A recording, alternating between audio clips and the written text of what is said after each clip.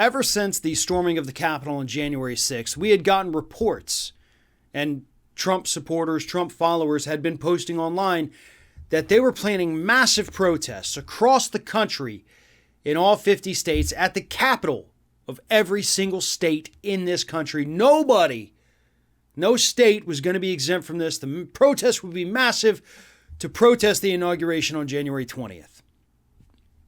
Obviously, January 20th is now in the past.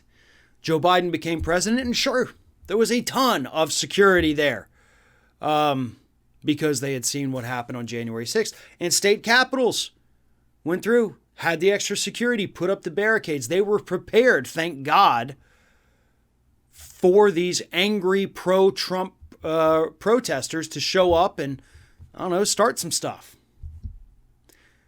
And they never did. Again, thank God.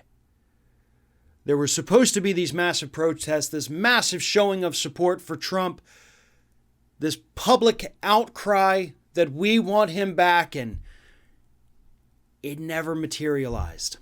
Oh, sure, there were, little protester here, protester there.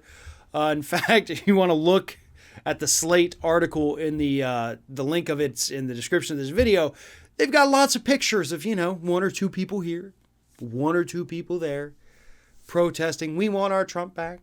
Stop the steal. Looking very sad and pitiful and tired and cold. But overall, the protest didn't happen.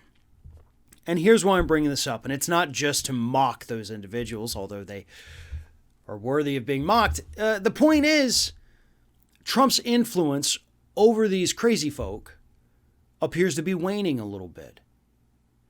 And maybe it's because he's not in power anymore, but I think the bigger reason for it is because he has been deplatformed. They're not getting his messages on Twitter anymore. They're not getting them on Facebook.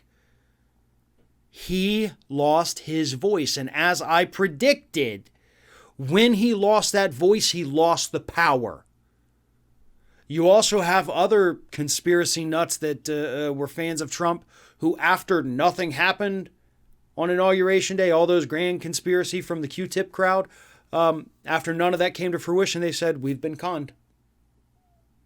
We were duped. We were fools. This was all a farce, and we fell for it.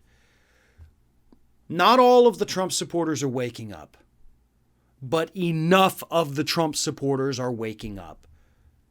And he has only been out of office for a couple days. Hadn't even been a week. This is a positive sign. This is a sign of growth for these individuals. It's a sign that they're being deprogrammed on their own. And as I've said this week, that's the best way to deprogram, when they come to the realization themselves, not when you have to force them to come to it. When they're allowed to have that epiphany, that's when it has the biggest impact. And that is when it is most likely to stick. We're seeing a lot of that right now. And let's just hope that as the days, weeks, and months tick on, we see a heck of a lot more of it too.